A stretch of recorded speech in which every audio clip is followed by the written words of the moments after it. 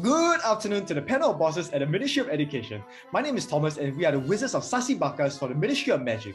With me are Jeyadurga, Nathaniel, Domic and Heng. Today we are here to propose a solution for the BOOMS initiative. Booms! After casting an analytical spell we found from Excel, we managed to conjure several key insights on student behaviors.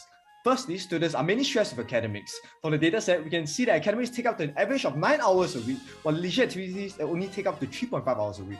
This means that students prioritize their studies at the expense of their personal well-being. Moreover, a great majority of students indicated stress on studies in the wellness survey, which shows the academic rigor is a concerning trend. Secondly, students are getting insufficient and ineffective sleep. A good majority of students indicated poor quality of sleep and the average hours is 5.8, well below the healthy amount of 7 hours a day. Low quality and quantity of sleep are indicators and contributors of stress. Lastly, students experience a decline in academic performance as the terms go by. A whopping decrease in 15 average grade points from term 1 to term 3 suggests that students become burnt out, experiencing incremental levels of stress as their workload piles up. Based on these insights, we have come up with factors of stress to categorize students into the priority groups. Expelliarmus! We first considered students' responses in the wellness survey, asking if they were stressed. This factor is a necessary but insufficient condition in considering students for the BOOMS initiative. Booms! A possible limitation we bear in mind is that some students lie about their responses. Yet, students have incentive to submit honest responses because it benefits them. For example, NUS implemented a mental wellness day to allow students to rest. Therefore, it is reasonable to assume that students who do not indicate any stress in the wellness survey are not experiencing concerning levels of stress. Secondly, our second factor is family members with mental illness. A large majority of students with mentally ill family members feel stressed about things other than academics. A reasonable assumption is that these students experience relatively greater stress based on studies. Family caregivers of mentally ill persons experience high levels of burden.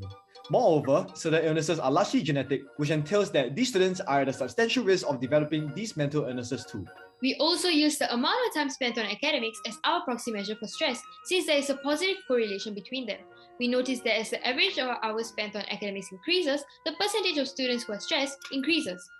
The demand from academic pressure coupled with limited social interaction and personal time can lead to more stress. A study also found that high levels of stress among most participants was due to workload and time management.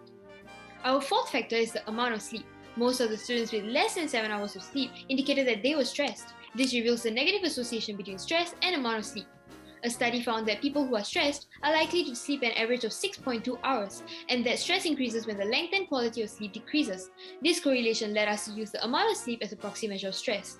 There is also an undeniable positive correlation between quality of sleep and stress. Having bad quality sleep entails a higher likelihood to report stress. Out of the many students with bad quality sleep, only 12 reported that they were not stressed, confirming this. We also considered high CCA commitments. High levels of CCA commitments may exacerbate academic stress. We decided that it was reasonable to assume that those with exco positions or have won previous competitions have a high level of CCA commitment. 96% of students with such high CCA commitments indicated that they face non-academic stress, showing that high CCA commitments is a possible indicator of stress.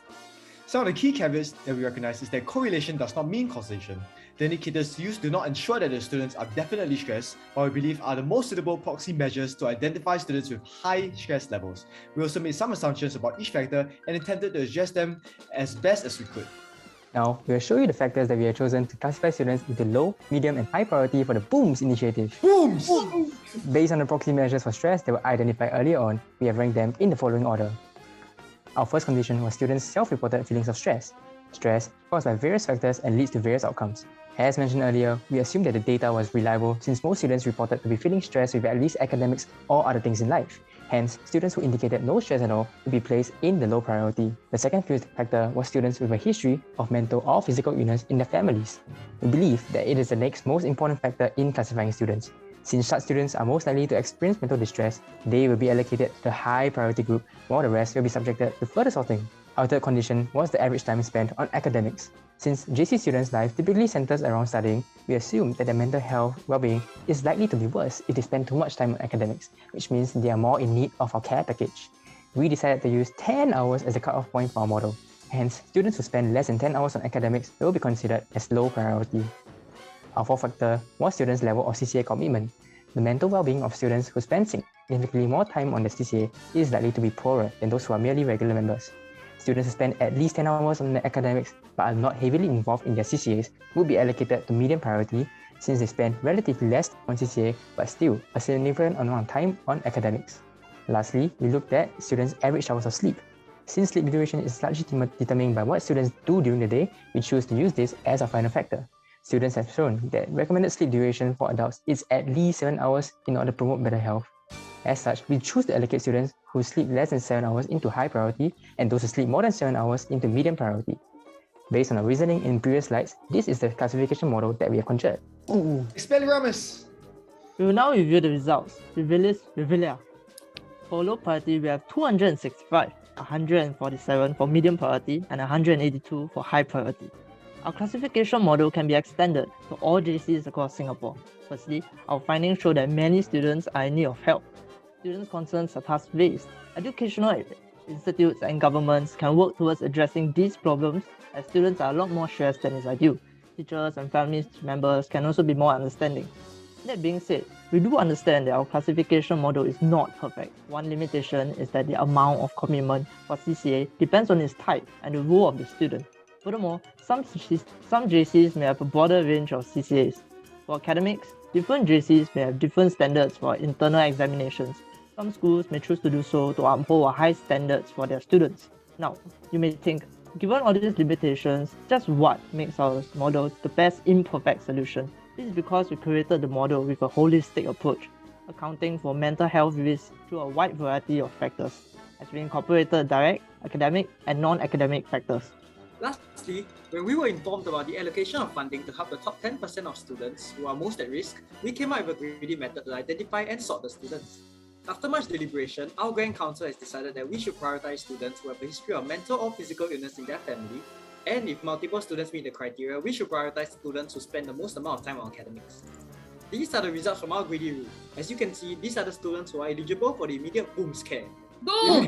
If you had to take care of a sick family member, touch wood of course, and having to spend upwards of almost an entire day on academics in 1 week, wouldn't you be stressed too? I would be stressed. Me too! So how on earth did we derive at such an optimum greedy rule, you may ask? According to our ranking, we simply decided to use the 2 most significant stressors. However, our rule is based on the underlying assumption that these factors cause excessive stress, which may not always be true. Some students may not be very close to their sick family members, resulting in minimal impacts. Realistically speaking, regardless of closeness, students will still be severely affected as family members are the most important in a student's upbringing. Some may also argue that the amount of time spent on studying on academics does not translate to quality studying time, as the student may be distracted.